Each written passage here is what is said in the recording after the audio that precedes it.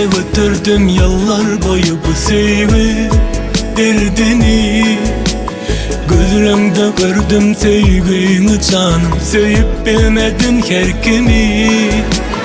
Elimde götürdüm yıllar boyu bu sevgi derdini.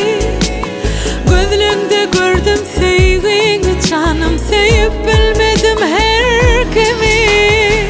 Canım ağdırak sesin eştimde bollum bana yakımı.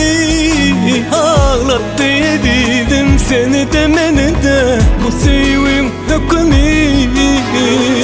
Canım ağdırak sesin eştimde bollum bana yakımı. Her seher oyansam yanımda yali, senin için arzulu.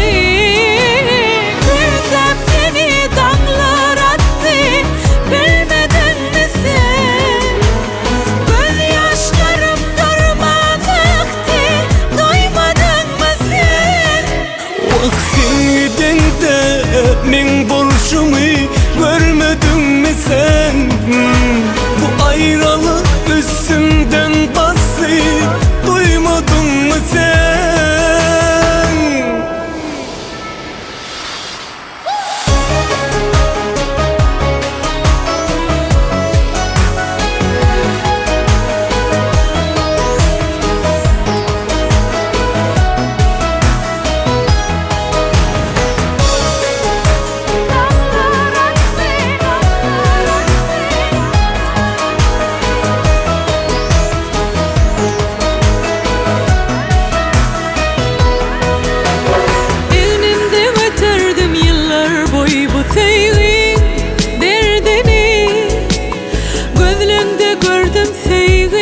Canım sevip bilmedim her kimi.